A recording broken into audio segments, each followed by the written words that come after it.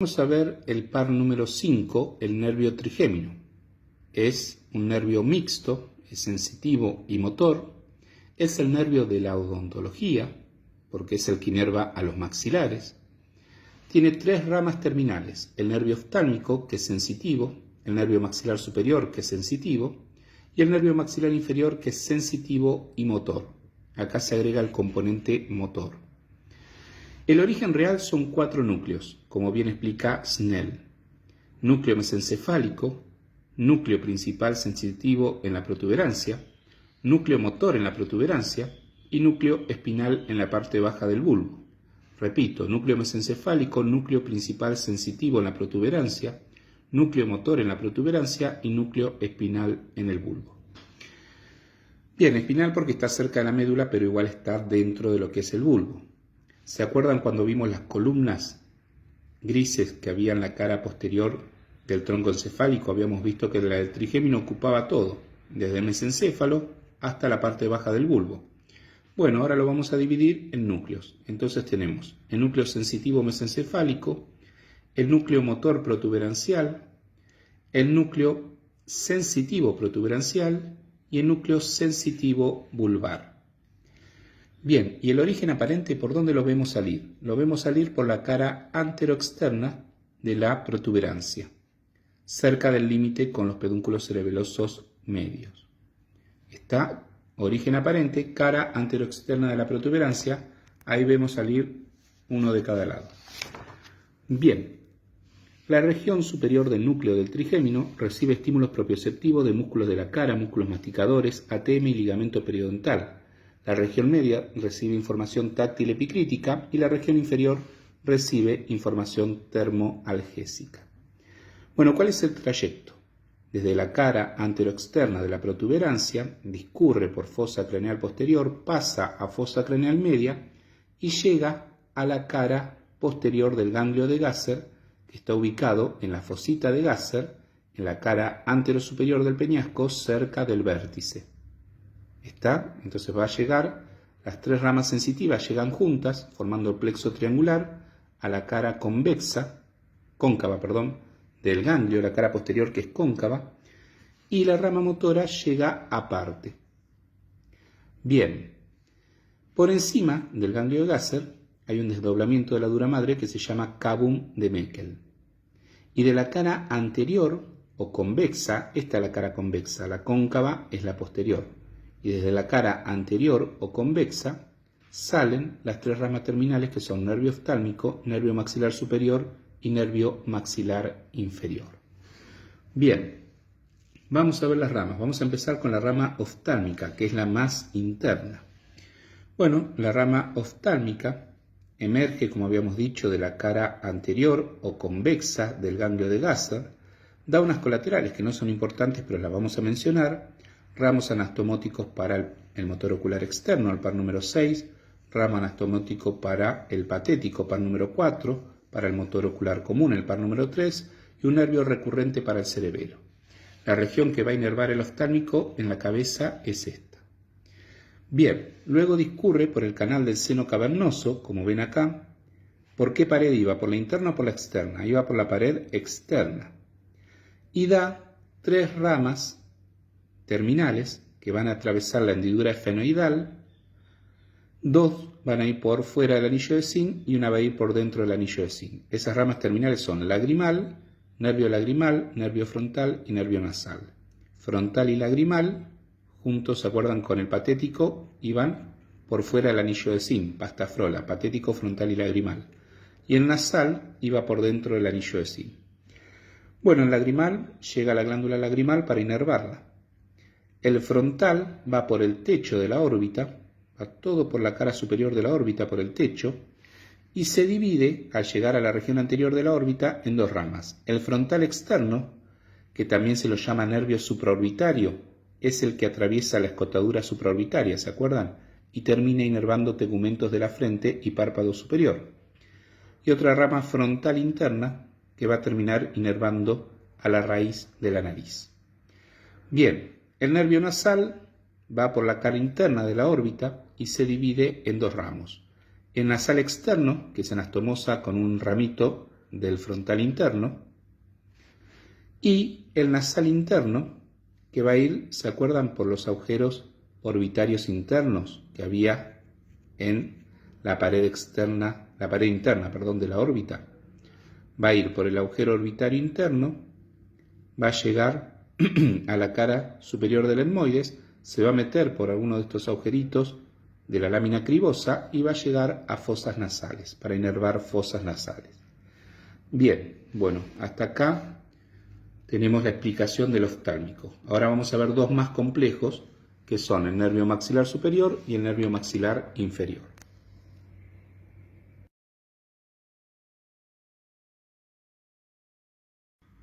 Bueno, vamos a ver nervio maxilar superior. Con este dibujito lo van a entender bien. Esta es la pterigoides, esta es la lámina vertical del palatino, este es el cuerpo del efenoides, que cuando se apoyaba sobre esta escotadura palatina formaba el agujero efenopalatino. Esta es la hendidura efenomaxilar, esta es la tuberosidal maxilar, piso de órbita. Bueno, se entiende bastante. ¿Y esto qué es? Fosa pterigomaxilar. Bueno, el nervio maxilar superior se origina en la cara anterior o convexa del ganglio de Gasser. Discurre hacia adelante, un poquito hacia afuera, y va a ir entre los otros dos nervios. El nervio oftálmico hacia adentro y hacia afuera el nervio maxilar inferior. O sea, el maxilar superior es el que va en el medio. Bien, va a ir apoyado en el ala mayor del efenoides, en fosa craneal media, hasta llegar al agujero redondo mayor, donde se introduce, cambia de dirección formando el primer codo y aparece en fosa pterigomaxilar. Bien, eso después se los voy a mostrar en una parte práctica, pero acá estaría el ganglio de Gasser, sale el nervio maxilar superior, va apoyado por el ala mayor del efenoides y va a estar en relación hacia adentro con todo el contenido del canal del seno cavernoso. Y se va a introducir, ahí lo vemos, por el agujero redondo mayor. Y va a aparecer en fosa pterigomaxilar. En fosa pterigomaxilar va a ascender, va a formar el segundo codo porque es el segundo cambio de dirección y va a pasar por la hendidura efenomaxilar, va a discurrir por piso de órbita, va a agarrar el canal del seno nada, canal suborbitario, no canal del seno, canal suborbitario, agarra canal suborbitario, llega hacia el orificio suborbitario, se introduce por el orificio suborbitario, sale por el agujero suborbitario en la cara anterior o facial del hueso maxilar superior y acá donde cambia de nombre formando su terminal, que es el nervio suborbitario. El nervio suborbitario se divide en dos ramas, una ascendente que va a inervar párpado inferior y otra descendente que va a inervar el labio superior. Bien, ese es el trayecto del nervio maxilar superior. Ahora vamos a ver los ramos que da, las colaterales. Tenemos nervio meningio medio, antes de ingresar al agujero redondo mayor, da el nervio meningio medio. Luego, en fosa pterigomaxilar, va a dar las diferentes colaterales que voy a nombrar ahora. Va a dar un ramo orbitario, que es este de acá. Este ramo orbitario, vamos siguiéndolo. Este ramo orbitario va a llegar a la órbita también de fosa pterigomaxilar, asciende por la hendidura efenomaxilar, llega a la órbita, el nervio orbitario, y se va a dividir en dos ramas. Una lácrimo-palpebral, que es anastomosa con el nervio lagrimal del oftálmico, y forma, bueno, como si fuera un asa que va a terminar inervando a párpado superior, párpado inferior, y después da otra rama, que es el temporomalar, que se introduce por el agujero malar, por el orificio malar, sale y da dos ramas, una anterior y otra posterior. La anterior va a inervar lo que es la región geniana y la posterior se va para la zona temporal, atraviesa la aponeurosis temporal, después se anastomosa con el temporal profundo anterior y bueno, vamos a dejarlo hasta ahí. No los quiero ir confundiendo mucho. Entonces, todo eso que estuve hablando era sobre la segunda colateral que da el maxilar superior, que es el nervio orbitario. Bien, entonces, primera colateral, nervio meningio medio. Segunda colateral, nervio orbitario. Tercera colateral, la más importante, nervio efenopalatino. ¿Por qué es la más importante? Porque el nervio fenopalatino va a dar muchas terminales. Entonces, ¿qué hace el nervio fenopalatino? Atraviesa al ganglio de Meckel o ganglio fenopalatino por su cara externa y da terminales. Entonces, esta colateral del maxilar superior, que se llama nervio fenopalatino, atraviesa el ganglio de Meckel por su cara externa en la fosa pterigomaxilar y va a dar diferentes ramas terminales. Una se llama nervio pterigopalatino o faringio de Bock, que se va a introducir por el agujero fenopalatino. ¿Se acuerdan que se formaba entre la pterigoides, el cuerpo del efenoides y el apófisis efenoidal del palatino, este orificio pterigopalatino? Bueno, se introduce por ahí el nervio pterigopalatino o faringio de Bock, se escribe así. ¿Y dónde va a ir? Al techo de la faringe, a inervar faringe. Bien, después tenemos otra rama del efenopalatino, es el nervio orbitario o ramo orbitario. Así que tenemos dos ramos orbitarios, uno que viene del efenopalatino y otro que proviene del maxilar superior. El ramo orbitario del efenopalatino se va a continuar uniendo, ¿se acuerdan el nervio esfenoetmoidal de Luschka?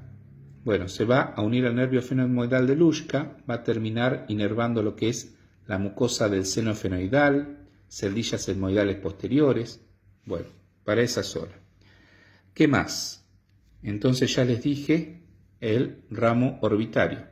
Después tenemos ramos nasales superiores, eneses nasales superiores, sería este de acá, que en realidad son 2 o 3 nervios, no es uno solo como dice acá, pero bueno, son 2 o 3 filetes. Lo que pasa es que no me entraría en el dibujo si pongo cada filete en los que se divide. Entonces, ¿qué va a hacer los nervios nasales superiores? Se introducen por el agujero efenopalatino. Este es el agujero efenopalatino que se formaba por la escotadura palatina cuando se apoyaba el cuerpo del efenoides y comunicaba fosa pterigomaxilar con fosas nasales. Entonces va a llegar a fosas nasales. ¿Y qué va a inervar en fosas nasales?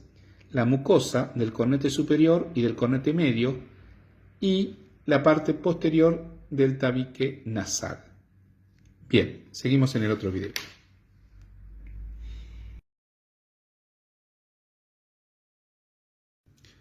Muy bien, bueno, repasamos lo que venimos viendo para que no se vayan mareando.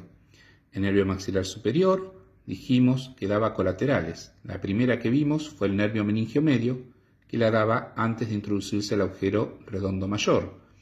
Después vamos a ver cuando veamos nervio maxilar inferior que este ramo meningio medio se termina anastomosando con un ramo meningio del nervio maxilar inferior. Bien, bueno, después ¿qué otra daba? Daba en fosa pterigomaxilar una colateral que se llamaba ramo orbitario, que atravesaba la hendidura fenomaxilar. Este ramo orbitario se dividía en lácrimo palpebral y temporomalar. El lácrimo palpebral se anastomosaba con el nervio lagrimal. Formaban como si fuera un arco, un asa, y de ahí salían filetes para los párpados superior y párpado inferior.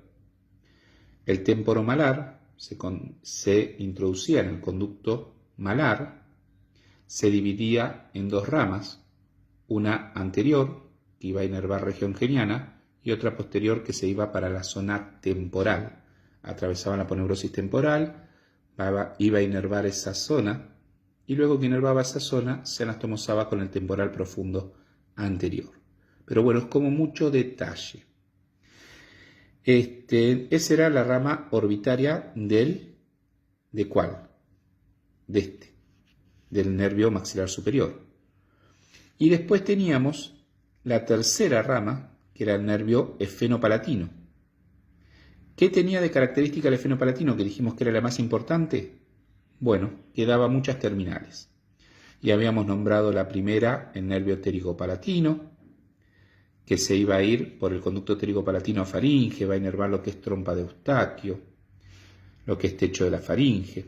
Después habíamos visto un ramo orbitario, al igual que como había un ramo orbitario del nervio maxilar superior, también hay un ramo orbitario del nervio fenopalatino.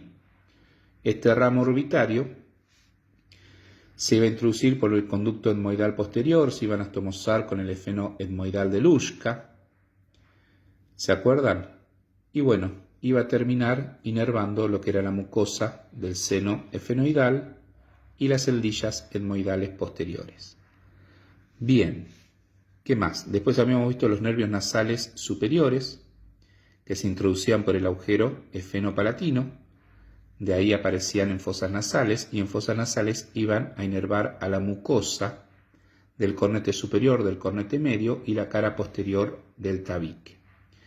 Bien, ahí habíamos dejado, creo. Vamos a continuar desde acá. Ahora tenemos otra terminal del nervio efenopalatino, que es el nervio nasopalatino, que creo que otros autores, como Testud, lo llaman efenopalatino.